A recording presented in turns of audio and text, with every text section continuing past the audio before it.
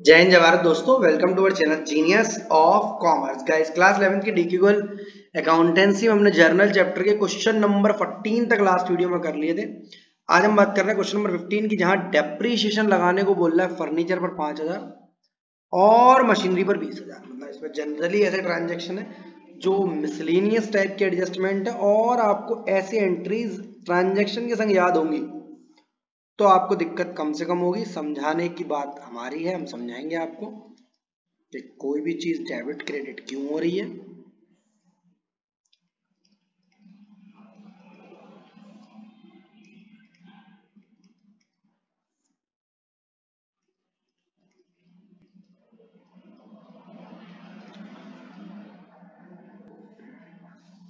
सबसे पहला है दोस्त, डेप्रिसिएशन फर्नीचर और मशीनरी दोनों पर लग रहा है।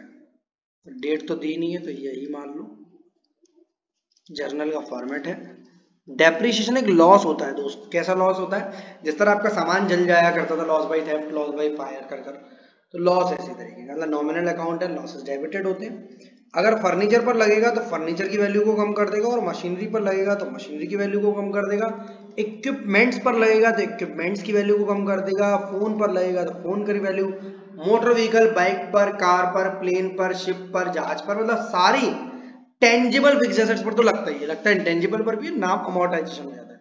सारी tangible fixed asset, tangible fixed asset कौन से होते हैं? Building, plant, machinery, furniture, equipment, furniture fittings, fixtures, ये सब टेंजिबल फिक्स एसेट होती है। आप जब जिस दिन लाते हो उनको, इसकी वैल्यू हर दिन गिरती रहती है।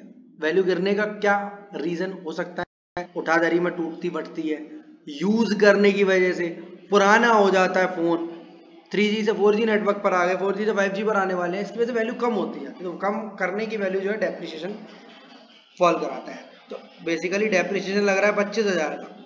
5,000 फर्नीचर पर, फर्नीचर को क्रेडिट कर दिया मैंने, और 20,000 मशीनरी पर, तो मशीनरी को क्रेडिट कर दिया। आई होप मेरी बात आपको समझ में आ रही होगी।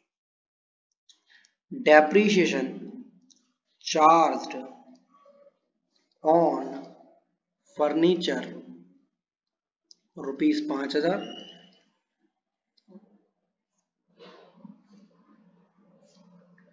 And machinery 20,000। इसकी दो तरीके से दो भी एंट्री बन सकती है, depreciation account debit to furniture और एक depreciation account debit to machinery. Next, received cash 10,000 for bad debts return of last year. कई सारे बच्चों को लगता है इसकी entry bad debts to debtor बननी चाहिए, क्योंकि बेड डेट्स लॉस है। बेड डेट बेटा पिछली साल हो गए थे, आपने मान लिए थे, bad debts to debtor entry डाल दी आपने। अब वो 10,000 रुपए आपको दे रहे हैं। रिसीव्ड कैश का मतलब क्या होता है? पैसा आया है आपके लिए। ये एंट्री इंपॉर्टेंट टाइप की, मोस्ट इंपॉर्टेंट टाइप की, इस क्वेश्चन को आपको मोस्ट इंपॉर्टेंट मान लेना चाहिए। कैश अकाउंट डेबिट कितना है? 10,000।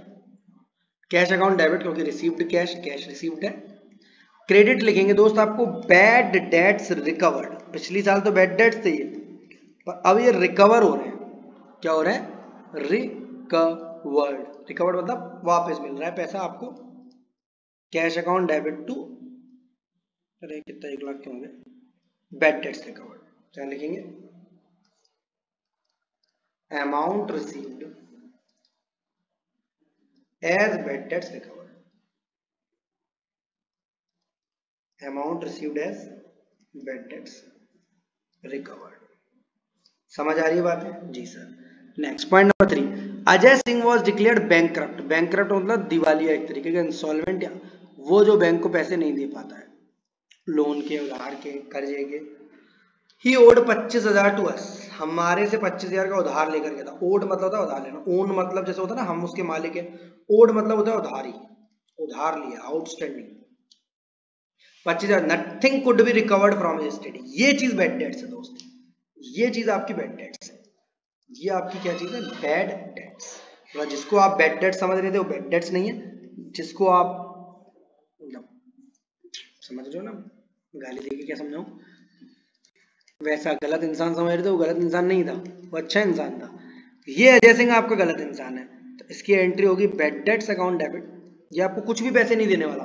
पैसे देता तो cash account debit to Ajay Singh, पैसे नहीं दे पा रहा तो bad debts account debit to Ajay Singh. Bracket में डेटर भी लिख सकते हैं, क्योंकि एंट्री तो होती है बैड डेट्स टू डेटर, पर यहाँ डेटर का नाम दिया हुआ है तो हम उसको नाम से लिखेंगे bad debts account debit to Ajay Singh. कितने रुपए? 25,000। अगर कुछ भी पैसा मिल रहा होता, मानो 50% पैसा मिलता 12,500, 40% मिलता 10,000 रुपए, तो उतना तो मैं कैश में डेबिट कर देता और बाकी का बचा हुआ बैड डेट्स में डेबिट कर देता। यहाँ लिखेंगे ₹25,000 रिटर्न ऑफ एज बैड। 25,000 कैसे रिटर्न ऑफ कर दिए? बैड डेट्स की तरह। Next, 2 lakh for wages and 40,000 for salaries are outstanding. Outstanding मतलब होता है बकाया। बकाया मतलब वो जो पे नहीं किया, हिंदी में बोलते हैं बकाया, पे नहीं किया। अगर पे कर देते तो एंट्री बनती wages account debit to cash या salary account debit to cash, but pay नहीं किया तो इसकी एंट्री बनेगी wages account debit to outstanding wages और salary account debit, salaries account debit to outstanding salary. Wages account debit to outstanding wages और salary account debit to outstanding salary. 2 lakh रुपए wages में डालेंगे, 40,000 आउटस्टैंडिंग। सर ये outstanding का मतलब क्या होता है? बाहर खड़े हो जाना?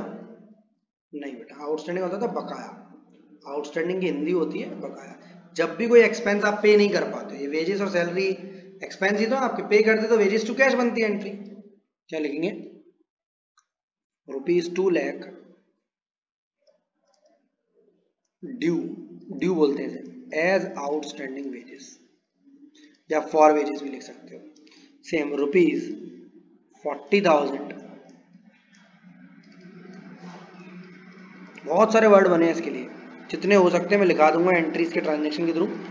अनपेड फॉर सैलरीज, 40,000 किस चीज के बचे हैं दोस्त? सैलरीज के। 40,000 अनपेड फॉर सैलरी, मतलब वो पैसा जो आपने पे नहीं किया है। Next, purchased furniture for 60,000 for the proprietor and paid amount by the cheque for the proprietor. घर के लिए लिया हुआ उसने पैसा, तो ड्राइंग्स टू बैंक एंट्री बनेगी दोस्त इसकी। क्या एंट्री बनेगी? इसकी एंट्री बनेगी drawings to bank. Personal use तो लिखा नहीं है कहीं भी। Purchase furniture for ₹60 for the proprietor, business के लिए खरीदा है। जब तक बेटा पर्सनल यूज नहीं बोलेगा तब तक आप ड्राइंग्स नहीं मानेंगे, ठीक है? ये बिजनेस के लिए ही है। और अमाउंट चेक से पे हो रहा है इसलिए बैंक क्रेडिट हो रहा है। सर चेक के लिए तो चेक इन हैंड यूज होता था। चेक इन हैंड बेटा आते समय चेक कोई दे जा रहा है और आप बैंक में उस दिन डिपॉजिट नहीं कर रहे हो तो cheque in hand, otherwise simple bank. अगर चेक आप दे रहे हो किसी को, furniture purchased by check,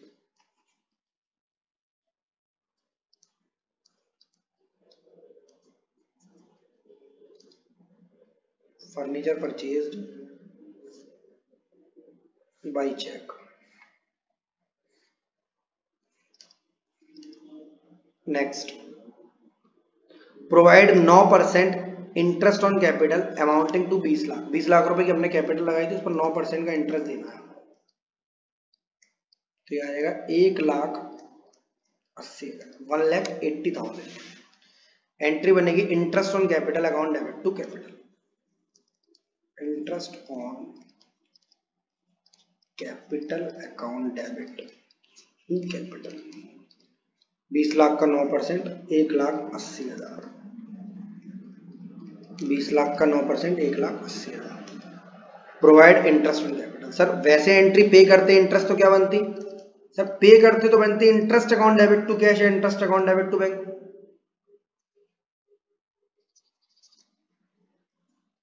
but क्योंकि प्रोपराइटर के ही खाते में जोड़ देंगे इस पैसे को। प्रोपराइटर का खाता कौन सा होता है? प्रोपराइटर मतलब ओनर का खाता कौन सा होता है? कैपिटल का। तो इंटरेस्ट ऑन कैपिटल बिजनेस के लिए एक तरीके से एक्सपेंस है, एक्सपेंसेस आर डेबिटेड, और कैपिटल क्रेडिट द गिवर वाला रूल।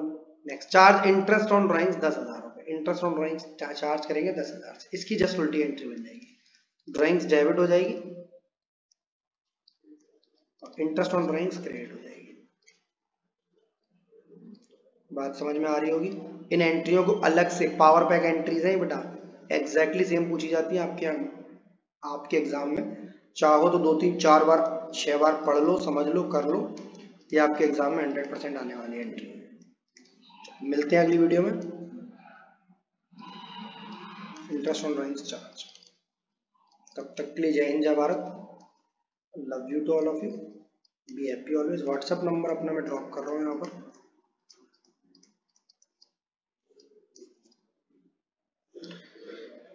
क्वेश्चन नंबर 15 के बाद नेक्स्ट क्वेश्चन है दोस्त, क्वेश्चन नंबर 16 आपका, जहां जनवरी 5 को गुड्स परचेज कर रहे हैं हम 10,000 रुपीज के और 200 रुपए का कैरेज। कैरेज मतलब होता है दोस्त भाड़ा, जो साइकिल वाले अंकल, रिक्शे वाले अंकल, रेडी वाले बेसिकली अंकल ऐसे करके खींच के लाते हैं ना भाड़ा, वो भाड़ा लेते हैं, इसको कैरेज भी बोलते हैं।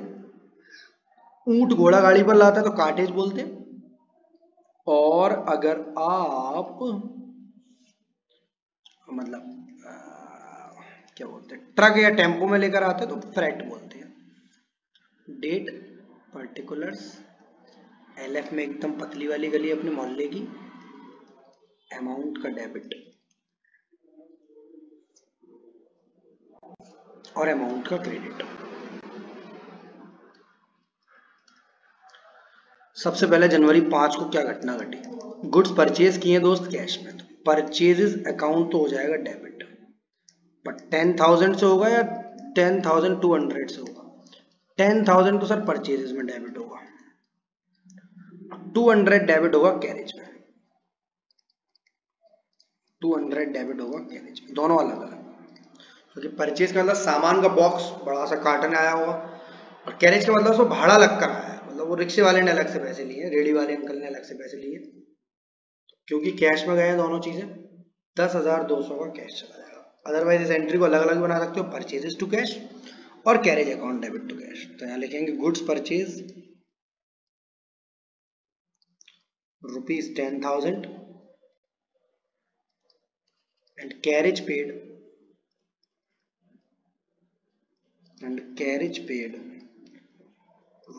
₹200। कैरेज कितना चला गया दोस्त, 200 रुपए, कैरेज पेड ₹200। नेक्स्ट 10 जनवरी को मशीनरी खरीदी है कैश में और स्पेंड करें 500 रुपये फॉर कैरेज। सेम ये भी मशीन को रिक्शे में या रेडी में लग कर लेकर आए, इन अंकल को भी 500 रुपये देने, तो यहाँ मशीनरी डेबिट होगी, मशीनरी अकाउंट डेबिट कितने रुपए की, 50,000 रुपए की। कैश में लाए ये भी। अब यहां भी आपका मन कर रहा होगा कि कैरेज को डेबिट करूं, मैं डेबिट भी करूंगा।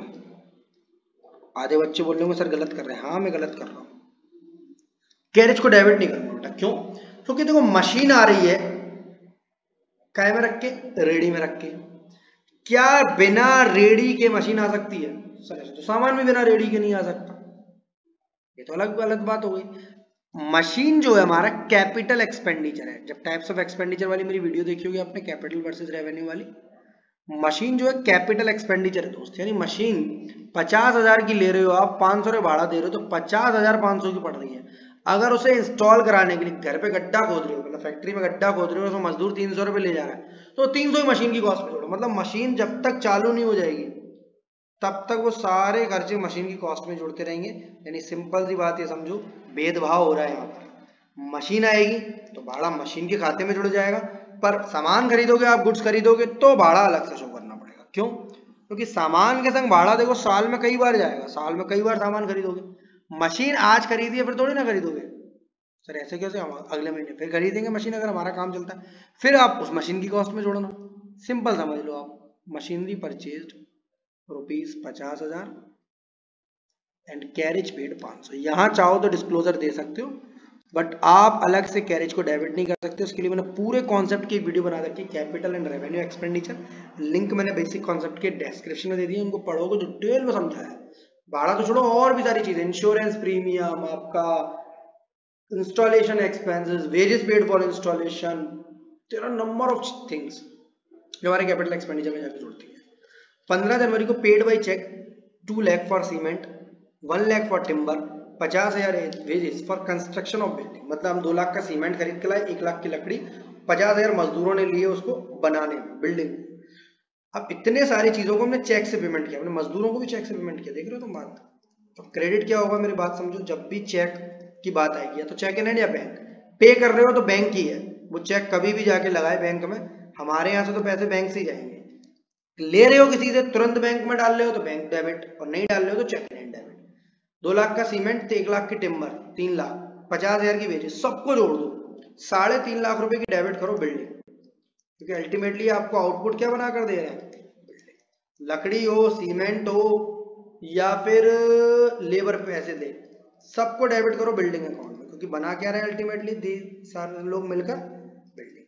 तो building account debit to bank ₹3,50,000 paid for construction of building. चाहो तो पूरा लिख दो, चाहो तो अलग अलग कर कर लिख दो, इतने रुपए का मटेरियल लगा, इतने रुपए की वेजेस लगी, ठीक है। Narration means just an explanation of the transaction, एक एक्सप्लेनेशन है कि हम इस चीज को एक्सप्लेन कर पा रहे हैं। नेक्स्ट, परचेज ओल्ड मशीनरी 20,000 और स्पेंट 2,500 पर इमीडिएट रिपेयर। ये भी देखो, हमने मशीनरी खरीदी 20,000 की, पर जब तक रिपेयर नहीं करेंगे, पुरानी गाड़ी खरीदी है, ठीक है, और उसका एक टायर नहीं है, मानो 3 टायर है, सामने वाला बोला वैसे 20,000 की है गाड़ी, आप ले जाओ। मैंने बोला टायर तो लगा के थे, बोला टायर अपने आप लगा, क्या बिना टायर की गाड़ी आगे चलेगी? नहीं। तो 20,000 उस इंसान को दिया हमने, 2,500 रुपए की रिपेयर कराई, टायर ट्यूब डलवाए उसके अंदर, ठीक है। तो ये आपकी मशीनरी के खाते में सेम बेटा, ये 20,000 और 2,500 दोनों एक साथ ही जुड़ जाएंगे, जैसे ऊपर भाड़ा जुड़ गया था। मतलब फर्स्ट टाइम एक्सपेंसेस, जो भी खर्चे पहली बार होंगे, मशीन को, बिल्डिंग को, प्लांट को, फर्नीचर को लाने, ले जाने और घर पर लगवाने में, वो सब उसी की कॉस्ट में जुड़ जाएंगे। मतलब अलग से रिपेयर डेबिट नहीं होगा। 20,000 प्लस 2,500, 22,500 रुपए से आपका ये डेबिट हो जाएगी मशीनरी, और क्रेडिट हो जाएगा कैश। अगर बैंक से चेक से पेमेंट हुआ होता तो क्रेडिट हो जाता क्या, बैंक। तो 22,500 मशीनरी अकाउंट डेबिट टू, अरे सर गलत क्यों कर रहे हो, machinery account debit to cash account. क्या लिखेंगे, machinery purchased ₹20,000 and repairs incurred 2,500। Repair कितने की आई बेटा, 2,500 रुपए की। आई होप बात समझ में आ रही होगी। जी सर आ रही है। Machinery to cash, purchase and old machine. Next, 20 जनवरी को 4,000 रुपए की रिपेयरिंग कराई सम अदर मशीनरी, कोई और मशीनरी ये वाली नहीं है, और इसकी भी कराते तो भी रिपेयरिंग। मतलब इस वाले केस में आप मशीनरी को डेबिट नहीं कर सकते, जैसे ऊपर कर लिया आपने, ये रिपेयर कराई है आपने, तो रिपेयर का पैसा रिपेयर के खाते में, ठीक है। जब भी एक बार खरीद लोगे, अरे यार तुझे क्या हो जाता है बेटा। चलो इस वाली एंट्री को मैं आपको बोल दे रहा हूँ, कोई दिक्कत तो नहीं है। फिर से मुझे स्क्रीन पीछे आगे करनी होगी।